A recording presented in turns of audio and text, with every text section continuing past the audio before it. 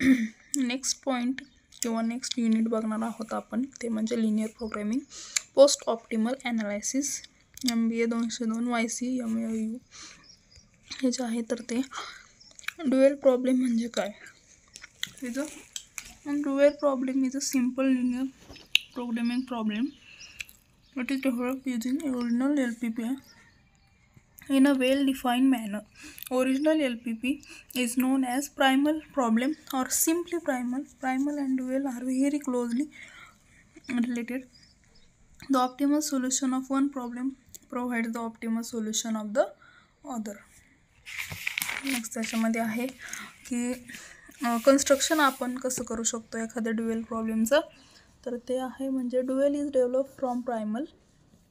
The structure of dual depends on the form of primal. Following are the primal affect structure of dual.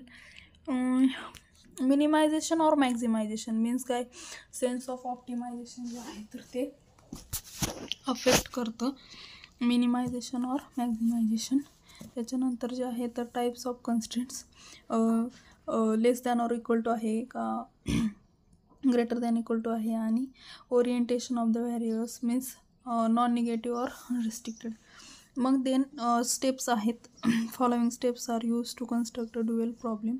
मग पहिली step आहे define the primal in equation form.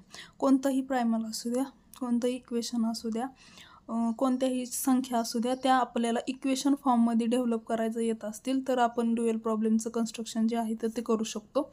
A dual variable is define for each primal constraint equation. Dual करताना प्रायमलपासूनच त्याची सुरुवात करावी लागते. इच primal व्हेरिएबलसाठी dual करावाच लागतो आपल्याला define. Column coefficient of a primal variable define the LHS coefficient of the dual constraint and objective coefficient define the RHS. म्हणजे दोन साईड असतात इक्वेशन, left hand side and right hand side. RHS means right hand side. तर ती जे आहे तर ती कन्स्ट्रेंट टाकून आपल्याला डेव्हलप करावी लागते. आणि कन्स्ट्रक्शन ऑफ ड्युएल बघा, ह्या चार्टमध्ये जे आहे तर ते कन्स्ट्रक्शन ऑफ ड्युएल दिलेलं आहे. जसं की ते एक एक्झाम्पल दिलेलं आहे, ते मिनिमाइज और मॅक्झिमाइज करून आपण हे non negative कन्स्ट्रेंट्सचे greater than or equal to 0 किंवा लेस दॅन इक्वल टू 0 किंवा इक्वल टू 0 असं बनवू शकतो आपण. आणि हे त्याचे एक्झाम्पल दिलेत काही, हे तुम्ही पाहू शकता इथे. त्याच्यानंतर हे देखील त्याचे एक्झाम्पल्स आहेत, बट परीक्षेच्या दृष्टीने हे काही एवढे इम्पॉर्टंट नाही आहे, कारण ह्यातलं एखादं एक्झाम्पल लिहिलं तरी तुमचं सफिशियंट आहे, सगळं करायची गरज नाही आहे.